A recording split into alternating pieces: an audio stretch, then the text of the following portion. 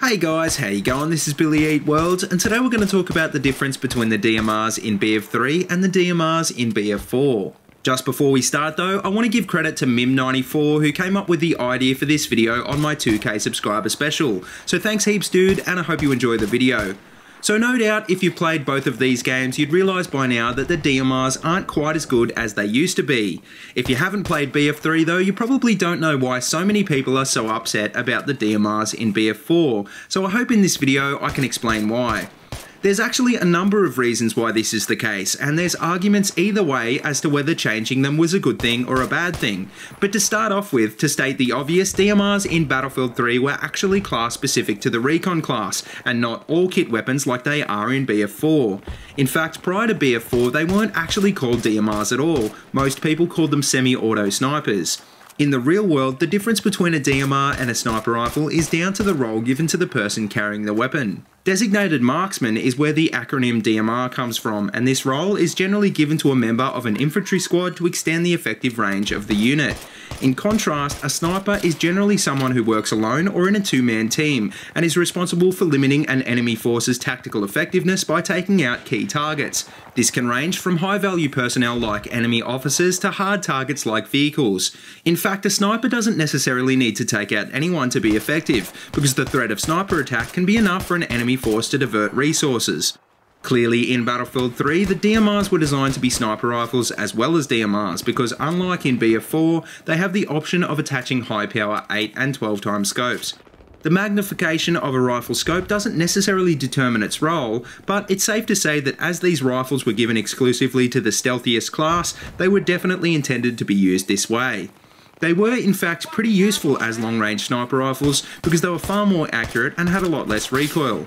Also, the fact that the defensive perk didn't exist meant that assuming you could land chest shots, they actually did more damage. And speaking of damage, all the DMRs, except for the SKS, dealt 50 damage out to 15 meters, which made them a 2-shot kill at close range or a 1-shot kill if you could land a headshot. This is considerably better than the 3 shots that you need to kill a target at all ranges with in Battlefield 4. Like I said before, the accuracy and the recoil of these weapons was a lot better too. I mean, trying to compare stats from one game to another is kind of hard, but in BF3 I can tell you that a weapon like the M39 is, in contrast to BF4, both accurate and easy to control. Also in BF3, the spread increase per shot, as far as I can tell, wasn't really that much of an issue, which in BF4 really nerfs DMRs and especially nerfs the SR338 sniper rifle. All of this combined meant that you could literally spam your weapon at full RPM and destroy your target with bullets dealing up to 50 damage.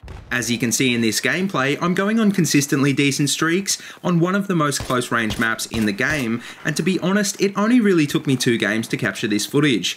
This is just impossible with a DMR in BF4, because in this game, they're designed to be only effective at mid to long range, which is actually kind of authentic to the real world. Also in BF4, the assault rifles and carbines are just so much better at mid-range, and outshooting someone using one of these weapons with a DMR is pretty difficult to say the least. I've got to admit though that the DMRs did get a few improvements in the transition to BF4, although they don't really stack up so well against the nerfs. Weapons in general have quite a few more attachments in BF4, which allows you to customise your DMR a bit more. In BF3, you did actually have access to the high-powered scopes on all the DMRs, and the holo sights actually gave you a 1.5 times zoom. But apart from this, the only really effective attachments on the DMRs were the bipod and the laser sight. Also, suppression in BF3 was a lot bigger issue than it is in BF4, however you could run with the squad cover perk to try and offset this. On the other hand, it's easy to forget sometimes that suppression is also a hindrance to your enemy, and in BF3 the large DMR rounds actually created a greater suppression effect on your target. In BF4, I find no matter how much you're spamming at an enemy, if they're running an automatic weapon, they're almost always going to take you out. In BF3, you actually had the chance of suppressing your enemy to the point of missing shots, and this gave large caliber weapons an edge that they just don't have in BF4. The last thing that I think that you can argue is an improvement to DMRs in BF4 is a larger capacity. Weapons like the Mark 11 and M39 now have 20 round magazines compared to the 10 round magazines like they had in BF3. Once again though, this isn't a huge improvement because chances are you're going to need more shots to take out a target anyway, when you take into consideration the nerf to damage, recoil and accuracy.